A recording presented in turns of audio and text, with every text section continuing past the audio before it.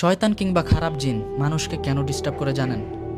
কারণ এই শয়তান কিংবা খারাপ জিন তারা চায় একজন মুমিন বান্দা, অর্থাৎ যে মুমিন বান্দা 5 ওয়াক্ত নামাজ পড়ে এবং মহান আল্লাহ তাআলাকে স্মরণ করে, তার এই নামাজ, কোরআন পড়া, তারপর মহান আল্লাহ তাআলাকে স্মরণ করা, আরও অন্যান্য যাবতীয় যে ভালো কাজগুলো আছে সেগুলো থেকে যেন তাকে বিরত রাখতে পারে।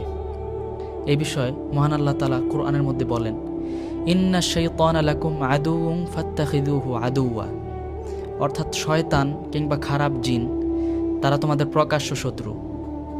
অর্থাৎ এই শয়তান কিংবা খারাপ জিন তাদেরকে প্রকাশ্য শত্রু হিসেবে গ্রহণ করো। শুধু তাই নয় প্রিয় ভাইরা, রাসূল সাল্লাল্লাহু আলাইহি ওয়াসাল্লাম আমাদেরকে চমৎকার একটা আমল শিখিয়ে গিয়েছেন, আর তা হলো আপনি ঘুমানোর আগে আয়াতুল কুরসি এবং সূরা ফালাক আর সূরা নাস পড়ে ঘুমালে মহান আল্লাহ তাআলার হেফাজত আপনার উপর ঢাল হিসেবে কাজ করবে ইনশাআল্লাহ। আলহামদুলিল্লাহ। সুতরাং ভয় নয়,